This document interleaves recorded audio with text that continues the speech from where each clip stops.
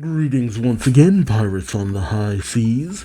Duuz-Diz-Din back again with another chapter of One Piece, where previously the flashback of Kuma finally entered into its final phase, particularly the time that Luffy had set out to sea and the time that led up to Kuma's emotions, his memories, his will being turned off. We saw through Kuma's perspective his battle with the Straw Hats at Thriller Bark, and him even taking note of how capable Zoro was when he took on all of Luffy's pain, as well as the incident at the Sabaody Archipelago, where we saw that when we were first introduced to Bonnie in that restaurant in Sabaody, Kuma was actually just outside, watching, checking up on his little girl. But then he heard the ruckus at the human auction house and the aftermath of Luffy striking a celestial dragon, an incident which I didn't know at the time was called the Celestial Dragon Hit and Run Incident. Wow. As well as the event where Kuma had decided to send away all the Straw Hats, with the confirmation that while he was seemingly decimating Luffy and his crew, he was sending them away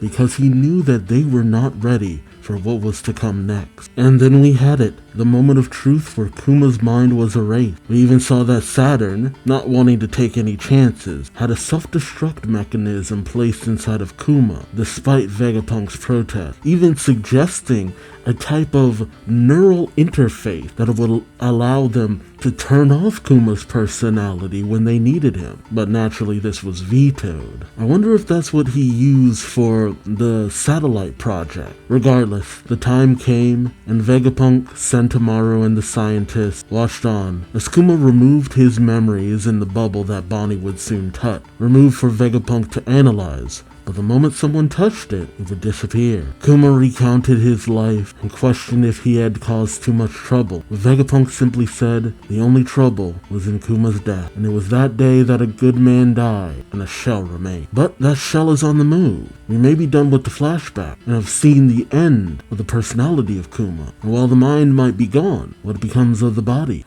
Join me as I find out, won't you? Alright, it's 2024. The Year of the Dragon, and what I have to assume is in celebration of Wano ending in the anime, we have a color spread that features the Straw Hat as well as Momonosuke and Yamato. Although who knows, with how often it turns out that Oda is foreshadowing things right in plain sight, there might be some greater meaning behind this cover spread. Let me know your thoughts in the comments. Regardless, let's jump in. Alright, One Piece chapter 1103. I'm sorry, Daddy. And we've exited Kuma's flashback to Bonnie's flashback after the events of her viewing her father's memories as well as his last moment. As Bonnie exited the paw room, Vegapunk questioned, "Bonnie, did you see everything?" Bonnie, still sniffling, simply tells him, "I did." Vegapunk gets up off the floor, patting himself off, telling her, "Well, drat, I've broken my promise to Kuma." But Bonnie simply walks over and, much to Vegapunk's shock, gives him a hug, now in her original form, that of a 12-year-old girl. And while Vegapunk questions this action, he does pat her on the head. And Bonnie, still holding back her tears as best she can, simply says, "I'm sorry, Vegapunk." Later, the two are talking, and Bonnie questions, "What is it?" Vegapunk tells her, "This is a present for your 10th birthday. Kuma left it with me." Bonnie beams, saying, "Yeah, from Daddy? Yay!" And she holds up a gem-like necklace, saying, "What a beautiful sapphire. This necklace is shaped like the sun. I'll treasure it forever." Ah, a sapphire and the sun, a reminder of Bonnie's disease as well as the hope of the sun god. Vegapunk then says, "You said it would be a good luck charm for you, but..." That's kind of weird, kind of trails off there. Next thing you know, he's saying, "Indeed, 2 years ago, who could have imagined that boy turning into this?" I guess they hear the rumbling from the battle against the Seraphim going on. Bonnie turns to Vegapunk questioning, "So Straw Hat is the son of Daddy's friend?" Vegapunk tells her, "Yep, I was shocked when I saw the two of you show up together. Fate is such a strange thing sometimes. While you were in this room, a number of dangerous things have happened on Egghead. The Straw Hat crew just saved my life minutes ago. In fact, I'll tell you everything. Let's go back and meet up with them when things have calmed down." He then tells her, "I'm sorry, Bonnie. In the end, I'm nothing more than a hired scientist. And Bonnie tells him, no, it's not your fault. It's all him. Cut back to present day. Bonnie in her adult form, being held aloft by Vegapunk as she's bloody and bruised and about to be executed. Man, it's been a hot minute since we were back to this scene. Frankie, Vegapunk, Sanji, and Atlas, all floored by Saturn's ability, as the Marines all aim their guns at Bonnie. As we cut to present day, the present moment, Egghead in the New World. Saturn says, Jewelry Bonnie the pirate, your father Kuma is dead. Bonnie twinges in shock. Sanji calls out, damn it! Why can't I move? And while Vegapunk struggles, Frankie calls out to Bonnie. Meanwhile, Luffy, after using his Gear 5, is now a withered husk of a man, essentially. Weakly saying, food, someone, give me food, meat. Atlas struggles to even turn to Luffy, saying, I want to, but I can't move. We then see Sentomaru tied down as he's sitting, being held at gunpoint by the Marines. Someone radios in, we've captured Vegapunk's bodyguard Sentomaru. Meanwhile, Kizaru, having been knocked out by Luffy, thinks about Sentomaru and Bonnie. What you gonna do, Kizaru? The people you once cared about are in danger. Meanwhile, we cut to a shot of the Marines off the coast of Egghead as they radio back and forth questioning, what's the situation? We don't know. Commodores and below can't go in. Oh, okay. Meanwhile, it seems that news of Luffy's exploits on Egghead have gotten out across the world. Man, Morgan works fast. I wonder how long it's been since it was relayed that the Marines were about to attack. We see in a snowy island, the people chatter, looking at the paper saying, a brand new Emperor of the Sea holed up on the island? I suppose it's too much to hope no one dies. Meanwhile, on a tropical island, the discussion continues saying, they say it's a bigger siege than at Ohara. Is Dr. Vegapunk going to be alright? Meanwhile, in the Kamabaka Queendom, Ivankov talks to Dragon. Eva, who I see in a completely different light now, is just, whoa! Eva says, if Kuma is running off some fragment of his true instinct, where do you think he'll go? Oh, Dragon is questioning this. If Kuma is running off some fragments of his true instinct, where do you think he'll go, Eva? Of course, asking Kuma's oldest friend. Eva says, if it were me, I'd charge Mary Jo without a second thought. Yeah, but that's Eva. Dragon says, but Kuma's different. I think he'll... Oh, no, that's still Eva talking. God damn it.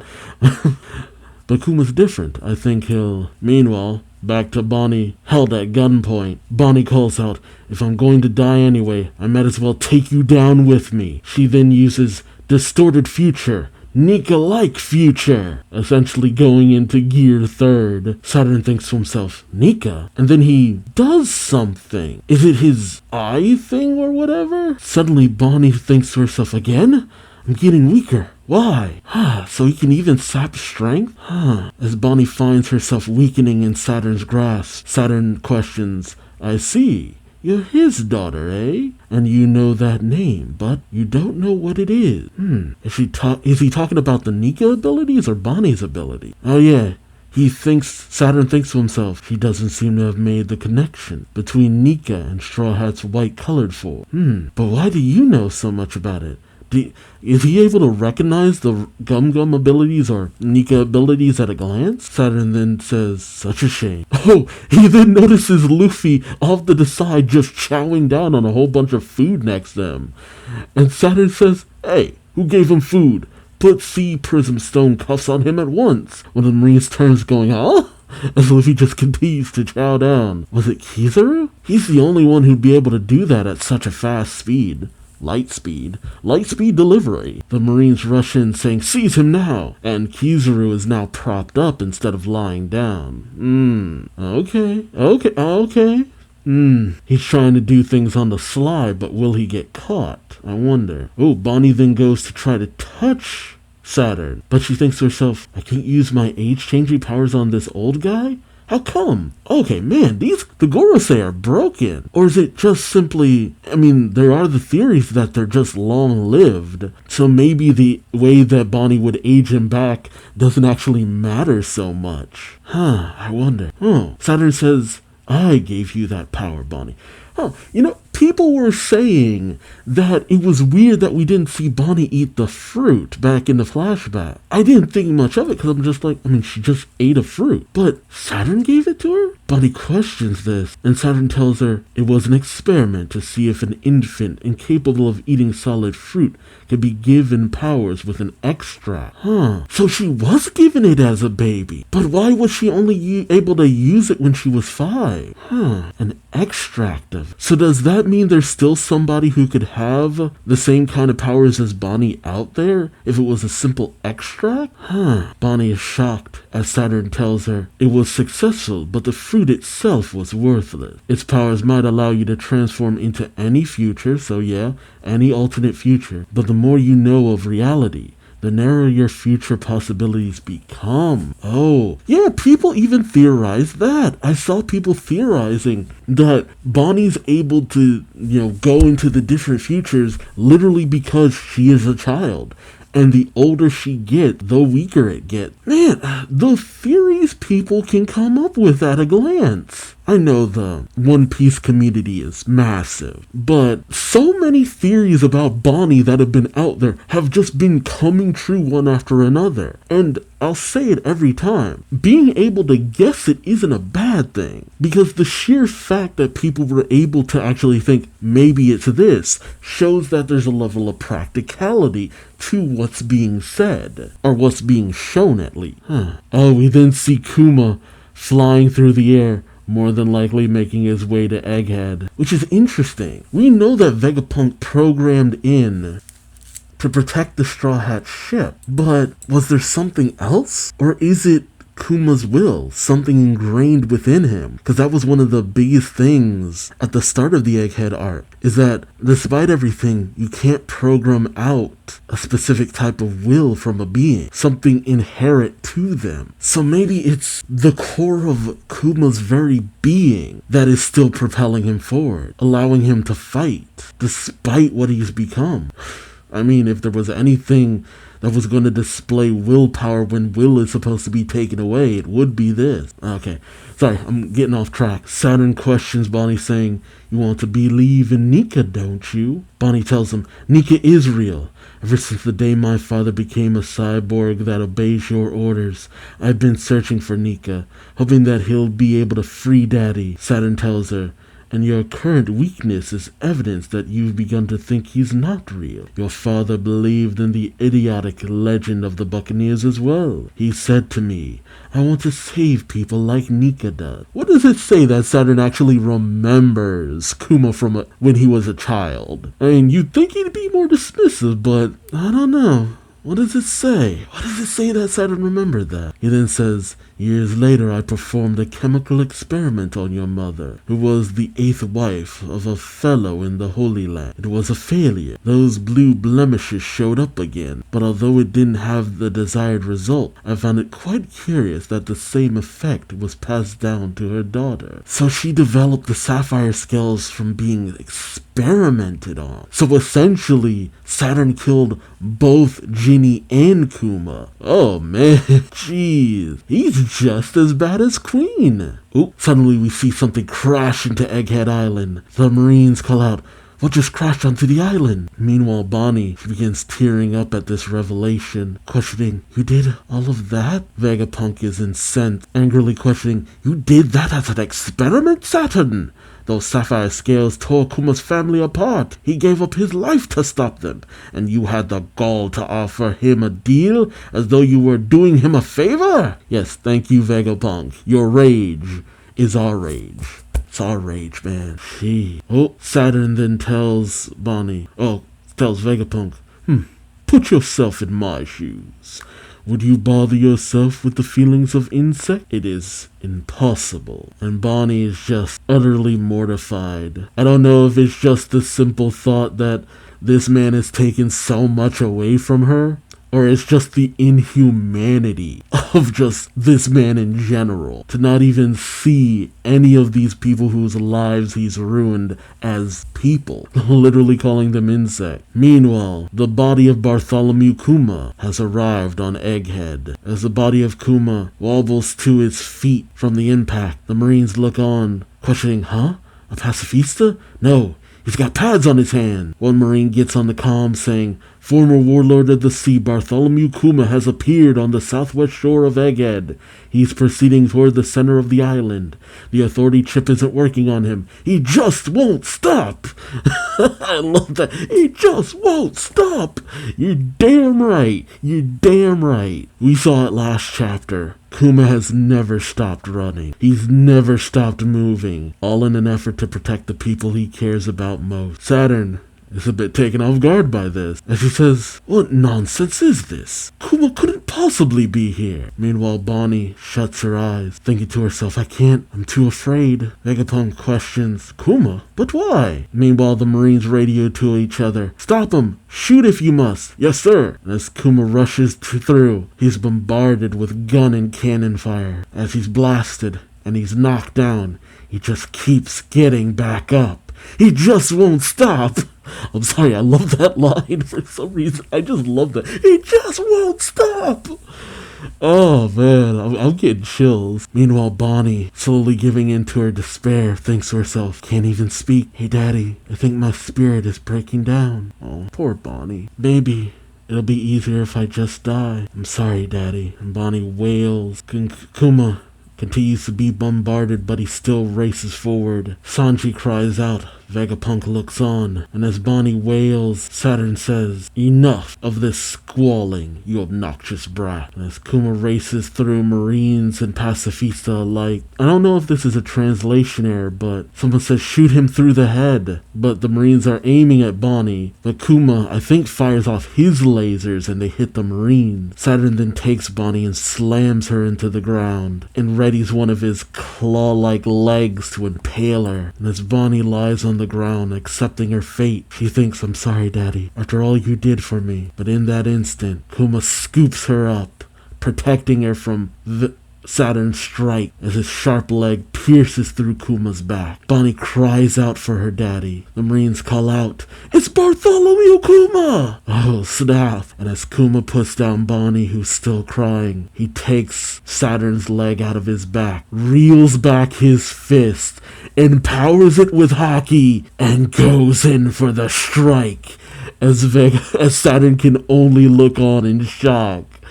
Oh, man. Oh, I can't wait for the next chapter. Man, it's hard to say if Saturn's gonna survive this. I mean, I don't know. Would it really be time for one of the Gorosei, the five elders, to go down? But with everything we know, with just the sheer history, I don't see Kuma taking him down, though. That feels like something for Luffy, just to really show off that he is Nika, you know? Because Bonnie hasn't put it together. I mean, she's 12. Saturn's like, this girl hasn't figured it out.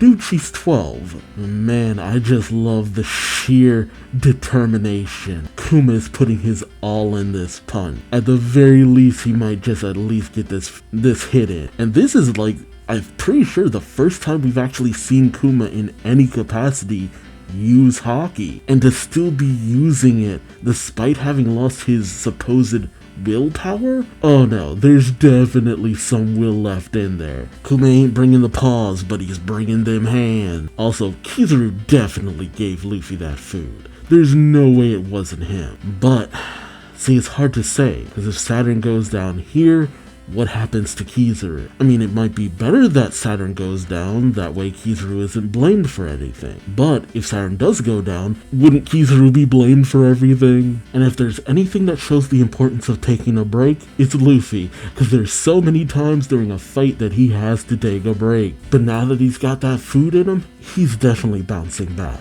There's no ifs, ands, or buts about it. So I'd say it's almost safe to say we're entering into the climax of things. I mean, the Seraphim are still entrapped. Zoro's fighting Lucci. I mean, I don't want that to be an easy victory, but at the same time, it's like, I don't know how to feel. And I definitely feel like Luffy's gonna fight Saturn, but, I don't know. I don't know. If one of the Gorosei go down now, it's definitely the countdown to the finale. Alright, let me know your thoughts in the comment section below. Also remember to like, comment, subscribe if you enjoyed the ride. And until next time, I've been Duuz-Diz-Din. Thank you so much for watching, and I hope to see you in the next one. Till then, bye-bye.